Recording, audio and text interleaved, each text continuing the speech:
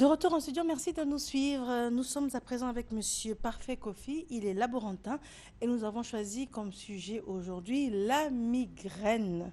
Alors, la migraine, tout le monde a déjà eu mal à la tête. Alors, avoir mal à la tête et avoir la migraine, est-ce que c'est la même chose?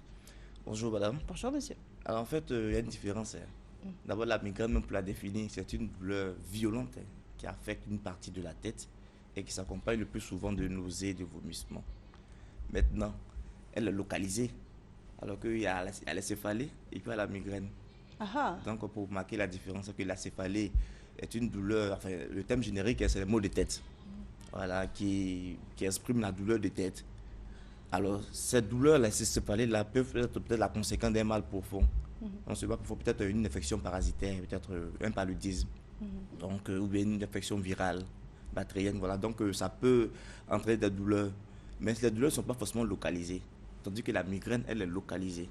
donc la migraine, on a mal à une partie spécifique Une partie spécifique. dans la tête. Voilà, dans On la arrive tête. à localiser et puis on a, je sais que c'est déjà, en tout cas personnellement, on a comme les tempes qui battent ici. Là. Bien C'est sûr. ça, c'est ce qu'on appelle la migraine? Bien sûr, bien sûr. Parce qu'elle est localisée. C'est-à-dire que la migraine, comme j'ai dit, c'est une douleur qui affecte une partie. Vous voyez? Maintenant, il y a plusieurs types de migraines. Si on veut rentrer, il y a ce qu'on appelle la migraine commune, qu'on appelle la migraine sans aura. Et puis il y a la migraine classique, qu'on appelle la migraine avec aura. Mais ces deux migraines ont les caractéristiques, hein.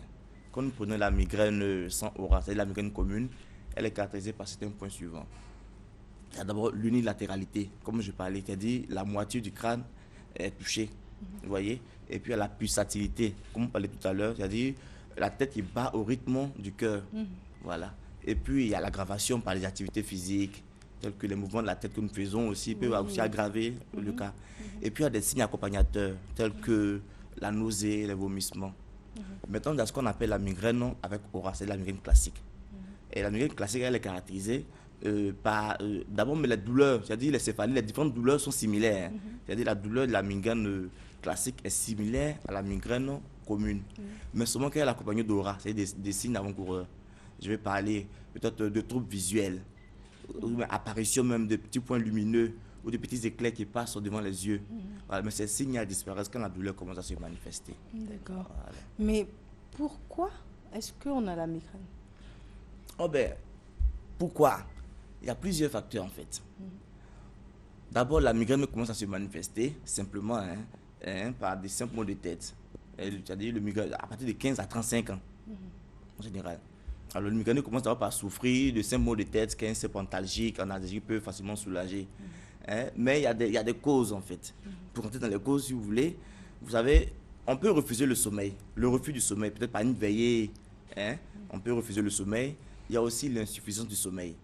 Le sommeil, pour ceux qui ont peut-être des activités nocturnes, qui doivent dormir la journée, alors le sommeil est un peu court.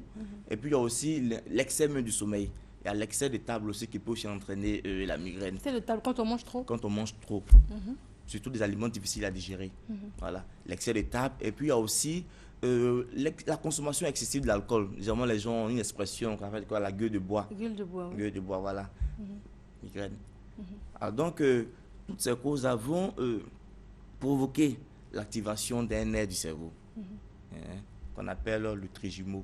Vous voyez, donc le trijumeau là, lui aussi va libérer des neuropeptides qui vont aller autour des vaisseaux sanguins et puis bon, ben, aggraver si l'on entretenir la douleur. Alors quelqu'un qui est donc surmené ou bien qui est trop préoccupé peut avoir la Ça fait migraine. partie même, ça fait partie même des causes aussi, des facteurs déclencheurs.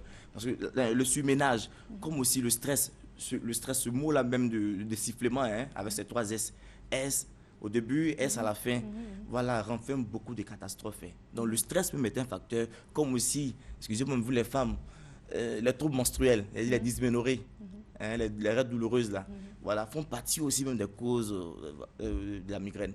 Donc ça veut dire que tout le monde est sujet à la migraine. Tout le Parce qu'on monde, ne peut mais il y a pas les plus traverser touchés. une vie sans éprouver de stress, par définition. Bah, Donc écoutez, ça veut dire que tout le monde... ah oui, tout le monde, bien sûr, tout le monde. Parce que du fait du moment où nous vivons, il y a la fatigue mentale ou physique qui peut entraîner la migraine. Donc nous sommes tous exposés, mais il y a des personnes qui sont plus touchées par la migraine, hein, je vais parler de vous, les femmes. Vous êtes les plus touchées. Pourquoi? Bon, mais pourquoi? Au début, on avait pensé à un facteur hormonal, hein, parce qu'on avait pensé que les hormones féminines étaient les principaux responsables des crises des migraines. Mais pourquoi? Parce que certaines crises sont déclenchées lorsqu'il y a une variation des cycles menstruels.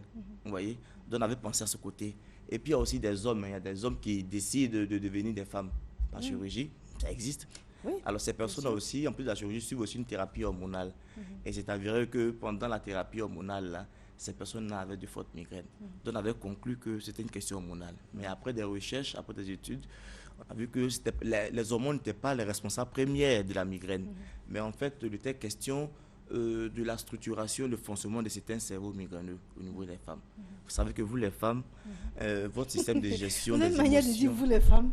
Oui. Oui, allez-y. Vous savez que votre système de gestion des émotions est carrément plus actif.